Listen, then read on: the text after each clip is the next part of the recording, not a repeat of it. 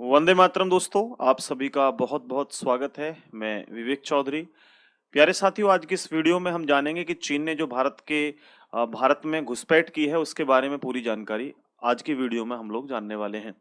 इसी के साथ साथ इस वीडियो में हम लोग जानेंगे कि अब से पहले चीन ने कितनी बार भारत में घुसपैठ करने की कोशिश की है। तो आप लोग इस वीडियो को लगातार देखते रहिए। और इसी वीडियो के साथ साथ आपको एक पीछे मेरे बैकग्राउंड में एक वीडियो चलती हुई दिखाई दे रही होगी, जिसमें भारतीय सेना और चीन के सैनिकों को जो है धो रही है। ठीक से आप यहां पर अच्छे से देख सकते हैं।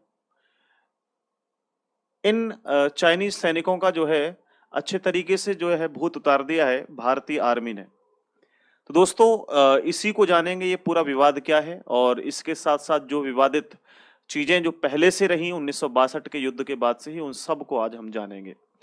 तो सबसे पहले हम लोग शुरुआत करते हैं इसी 9 दिसंबर में हुई इस घटना से। तो 9 दिसंबर में जो घटना हुई है मेरे भाई, वो हुई है चीन के सैनिकों के द्वारा घुसपैठ। इस घुसपैठ की मैं बात करूं तो हमारे भारतीय जो 6 जवान हैं वो घायल हुए, और इसके साथ साथ जो चीनी सैनिक हैं वो लगभग यहाँ पर घायल हुए हैं 19 से भी अधिक। लेकिन चीन इस बात से जो है नकारता है, मना करता है कि हमारा कोई भी सैनिक जो है वो जख्मी नहीं हुआ है। लेकिन इनके हाथ पैर सर तक फूट गए हैं, बहुत उनकी बुरी हालत है मेरे भाई। इसी के साथ साथ ये विवाद था इस जगह पर। ये तवांग एक जगह पड़ती है, ठीक है। ये अरुणाचल प्रदेश में जगह है। इस जगह पर घुसने की कोशिश की इन चीनी सैनिकों ने। अब ये आप मैप पे थोड़ा सा मैं आपको दिखा देता हूं कि भैया ये मैप पर जो जगह है ना, इसको मैं आपको दिखा देता हूं। तो मैं यहाँ थोड़ा सा इसको इधर दिखाने का प्रयास करूंगा। देखो, ये तवांग एक जगह है ना, और ये काफी ऊंची जो है पहाड़ी है, लगभग 14,000 के आसपास फीट ऊंची, 14,000 फीट ऊंची लगभग ये जो है यहाँ पर एक पहाड़ी है तवांग नाम से। और इस पहाड़ी पर जो है जबरदस्ती घुसने की कोशिश की चीनी सैनिकों ने। लेकिन भैया वहां तुरंत जो भारतीय सैनिक हैं उन्होंने रोकथाम की। और भारतीय सैनिकों की बात करें तो उस समय भारतीय सैनिक केवल 50 सैनिक वहां पर अवेलेबल थे। जैसे ही उन्होंने देखा कि भारतीय सैनिकों ने कि चीनी भारत में घुसे चले आ रहे हैं और ये बात को नहीं मान रहे हैं, तुरंत उन 50 लोगों ने ही उस व्यवस्था को वहीं पर भंग कर दिया और उनको वापस लौटाने की कोशिश की। लेकिन विवाद वहीं थमा नहीं। भारत के जो गृह मंत्री हैं उन्होंने भी, रक्षा मंत्री हैं, उन्होंने भी बयान दिया। उन्होंने भी कहा कि भारतीय सेना ने बहुत अच्छा किया इनको वापस करके। लेकिन ये वापस इतनी आसानी से नहीं हुए। फिर 11 दिसंबर में बातचीत हुई बड़े अधिकारियों के साथ, तब जाकर के ये वापस हुए। अगर मैं बात करूं इस घुसपैठ की, तो ये 2020 जो कि 15 जून 2020 में गलवान में घुसपैठ हुई थी, उस घुसपैठ के बाद ये दूसरी घुसपैठ है मेरे भाई। उस घुसपैठ में भी लगभग 20 सैनिक भारतीय शहीद हुए थे और 38 सैनिक मारे गए थे चीन के। अब इससे अलावा और कौन-कौन से समय रहे जब चीनी सैनिक भारत में घुसे? तो सबसे पहले तो आप लोग जानते हैं कि 1962 का इंडो चाइना अटैक, आपको पता है वॉर। यहां 1962 में युद्ध हुआ था चीन का भारत के साथ। लेकिन इसमें भारत को पता नहीं था कि युद्ध हो सकता है।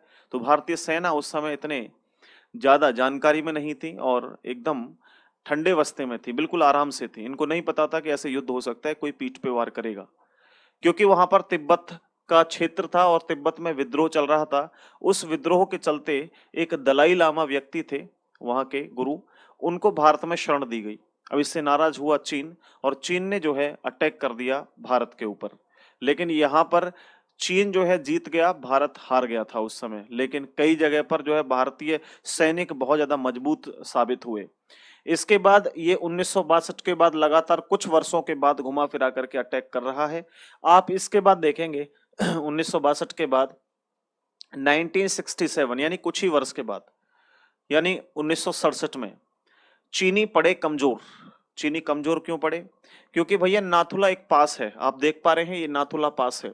यहाँ पर भारतीय लोग जो है वो अपना जो बॉर्डर है उस पर तार लगा रहे थे, कटीले तार।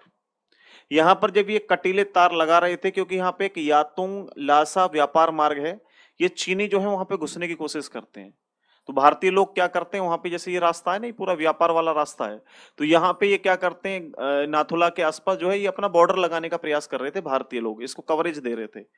लेकिन इनको ये पसंद नहीं आया, चीनी चीनी जो लोग हैं उनको, चीनी सैनिकों को। तो चीनी सैनिक जो है भारत में घुसने लगे, बहुत मना किया, भारतीय सैनिकों ने नहीं माने। तो यहाँ पर भी थोड़ा सा युद्ध हुआ, और ये भी लगभग आपका जो नाथुला जो पास है, ये भी लगभग 14,200 फीट ऊंचा है ना, बर्फ पड़ती रहती है, बहुत ठंडा मामला है यहाँ पे। ठीक है, तो इस युद्ध में भी इंडिया के 80 जवान शहीद हुए थे, और लगभग इसमें शहीद हुए थे चीन के 400 जवान। तो अच्छे तरीके से धोया था, लेकिन हमें तो इन 80 का दुख है, इन 400 का कोई दुख नहीं है भाई।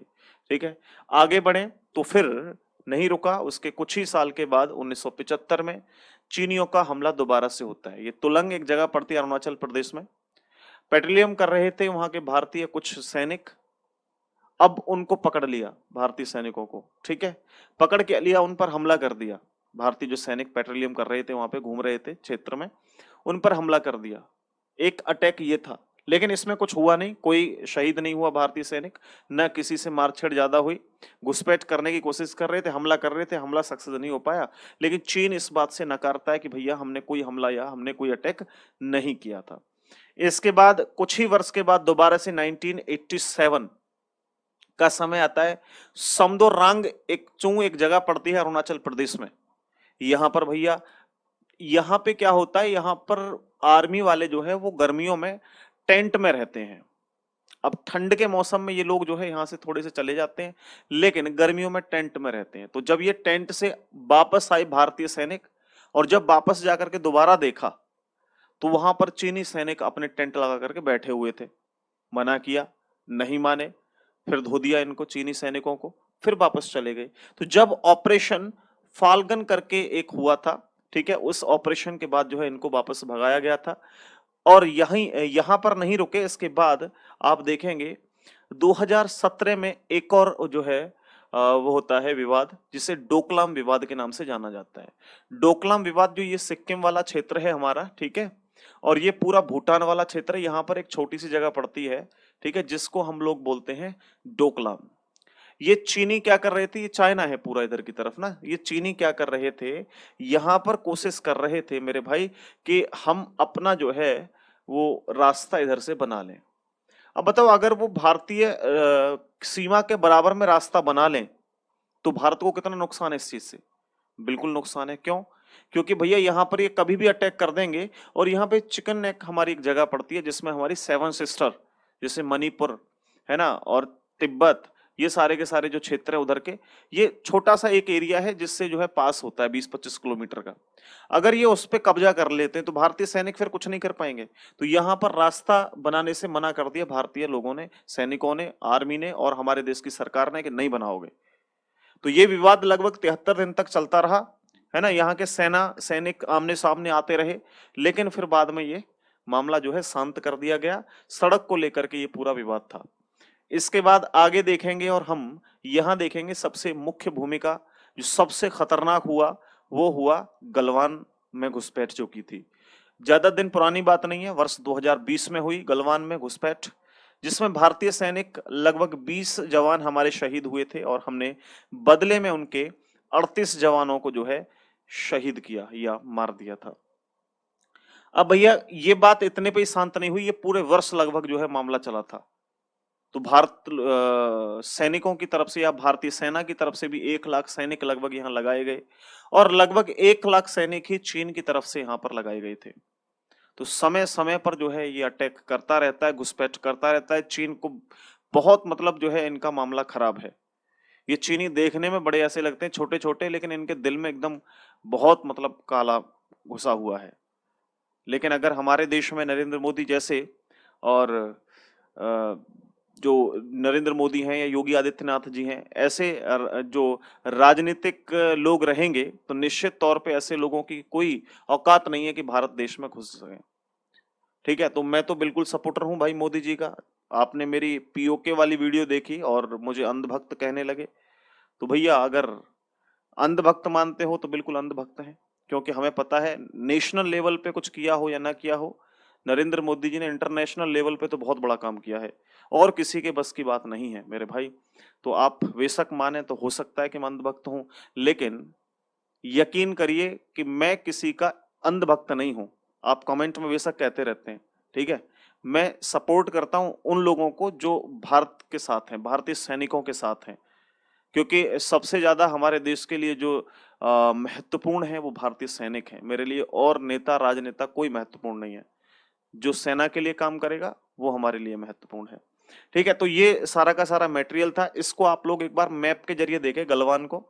तो गलवान वाला जो एरिया है वो ये है, देखो जरा, ये गलवान रिवर है और ये पूरा क्षेत्र जो है गलवान का है। यहाँ एकदम जो है ये 14,200 फीट मैंने ऊंचा बताया आप लोगों को, नहीं ये 14,200 नहीं है, 14,200 तो वो नाथुला दर्रा था। ये भी लगभग इतना ही ऊंचा होगा, थोड़ा बहुत कम ज्यादा होगा, मुझे एग्जैक्ट इसकी लोकेशन के बारे में पता नहीं है, मतलब लोकेशन तो पता है लेकिन इसके ऊंचाई के बारे में पता नहीं है, आप चेक कर लेना, बाकी इसकी कोई आवश्यकता नहीं है। ये पूरा बर्फ से ढका हुआ क्षेत्र रहता है, यहाँ पे आर्मी का बहुत मामला जो है खतरनाक रहता है। ठीक है, तो ये पूरा का पूरा सिस्टम है। इसके अलावा आप लोग देखेंगे यहाँ पर कि चीनी जो है ये न केवल भारत में, सॉरी, न केवल ये चीन में, चीन के अलावा भी भारत को घेरने का पूरा प्रयास कर रहे हैं। इसकी रोकथाम के लिए दोबारा भारत सरकार भी जो है कर रही है काम। यहाँ देखेंगे एक म्यांमार बर्मा के आसपास यहाँ पर इन्होंने एक सैन्य ठिकाना बनाया हुआ है, इसको यंगून बोलते हैं, यंगून क्षेत्र है यहाँ पर। ठीक है, इसके बाद एक डिजीबोटी करके एक जगह पड़ती है इधर, यहाँ पे जो है आर्मी का सैन्य अड्डा है चाइना का। यहाँ क्या मतलब है सोचिए, क्योंकि ये चाहते हैं कि भारत पर कभी जरूरत पड़े तो हम इस तरीके से जो है यहाँ पे अटैक कर सकें, इधर से भी।